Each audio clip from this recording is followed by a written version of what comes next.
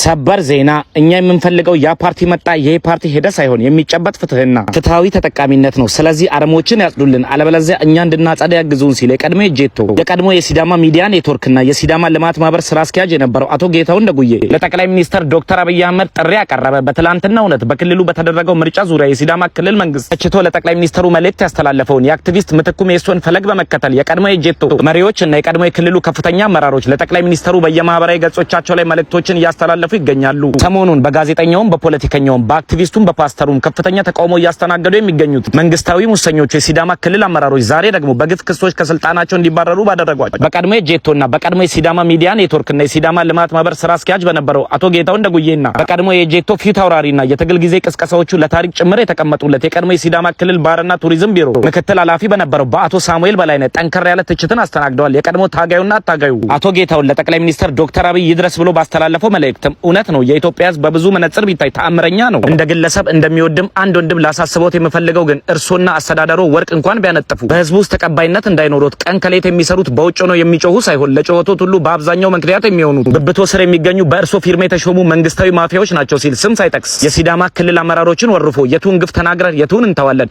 ይህንን በፍጥነት ካላጸዱ መከራዎትና መከራችን ለሚቀጥሉት 5 ዓመታት ተባብሰው ይቀጥላሉ ሲልም ለጠቅላይ ሚኒስትሩ ያላቸውን ቅሬታም አስተላልፈው የምንፈልገው ያ ፓርቲ መጣ ይሄ ፓርቲ ሄደ ሳይሆን የሚጨበጥ ፍትህና ፍትሃዊ ተጠቃሚነት ነው። አረሞችን ካጸዱልንና ተጠያቂ አድርገው ካሳዩን ወይም እኛው እንድናጸዳ ካገዙ ሁሉ ጊዜ ከጎኖ ነን ሲል ታዋቂው ፖለቲከኛ አቶ ጌታሁን ደጉዬ ጠንከር ያለ ትችቱን በሲዳማ ክልል አመራሮች ላይ በመግለጽ ለጠቅላይ ሚኒስትሩ በጽሁፍ የላከውን መልእክትም አጠቃሏል። ሌላኛው ለጠቅላይ ሚኒስትር አብይ መልእክት ካስተላለፉ የክልሉ ተጽዕኖ ፈጣሪ ፖለቲከኞች መካከልም የቀድሞ የጄቶ ፊት አውራሪና የባህል አባት በመባል የሚታወቀው በነጃጓ ገኘው ሴራ ከምክትል ቢሮ ኃላፊነቱ በግፍ ከስልጣኑ እንዲነሳ የተደረገው አቶ ሳሙኤል በላይነህ አንዱ ሲሆን በይፋዊ ማህበራዊ ገጹ ላይ የሲዳማ ህዝብ ብልጽግና ፓርቲን የመረጠው ሌላ አማራጭ ስለሌለው ብቻ ሳይሆን ባለፉት 7 ዓመታት ትኩረት ያልተሰጠበት ዓመታት ያበቃል በሚል ጽኑ እምነት ነው እኩል ትኩረት ለሲዳማ ህዝብ ሲልም የክልሉን የ7 ዓመታት ውርቀት ገልጾ መልእክቱንም ለሀገሪቱ መሪም አስተላልፈዋል። የሁለቱን ጥምር ታጋዮች የአቶ ጌታሁንንና የአቶ ሳሙኤል በላይነህን ጽሁፎች በሚዲያዎች መነገር ከጀመሩ በኋላ አጣብቂኝ ውስጥ የገቡት የሲዳማው ኪም ጆንግ ኡን አቶ ደስታ ሌዳሞ በሚመሯቸው ሚዲያዎችና ልሳኖቻቸው በኩል የምርጫን መጠናቀቅ ተከትሎ ሰጡት በተባለው መግለጫ የዘንድሮ ምርጫ እንዳይሳካ የቅርብ ወዳደሮች የሩቅ ስትራቴጂካሊ ጠላቶች በቅንጅት ተግተው ይሰሩ ቢሆንም አስተዋዩ ህዝባችን ጠላቶቻችንን አሳፍሮ ሀገሩን አሸናፊ አድርጓል ሲሉ እርስ በርሱ የሚጣረስ መግለጫቸውንም በልሳኖቻቸውን በኩል አጋርተዋል። ሲዳማ ኒውስም ለሲዳማው አለቃ ጥያቄ ያቀርባል። የሲዳማው መሪ ህዝባችን ጠላቶቻችንን አሸንፎ ሀገሩን አሸናፊ ያደረጋ ሲሉ ረዳት ፕሮፌሰር ተሰማም ሆነ አክቲቪስት ምትኩ በግፍ ያባረሯቸው ጌችም ሆኑ ሳሚ ሀገራቸውን ከእርሶ በላይ እንደሚወዱ ረስተውት ነው።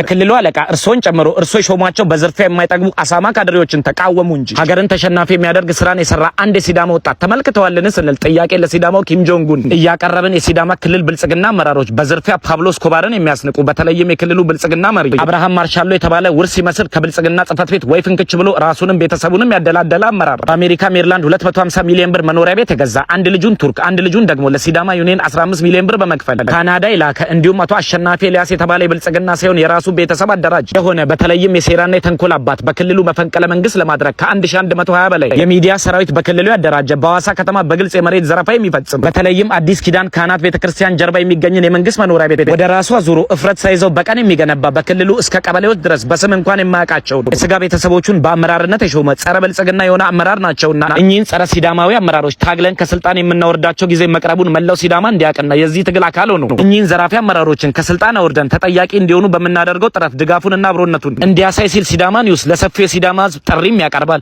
ሼር፣ ኮፒ ሊንክ እና ሪፖስት ማድረጉን አይዘንጉ። ሲዳማ ኒውስ የህዝብ ድምጽ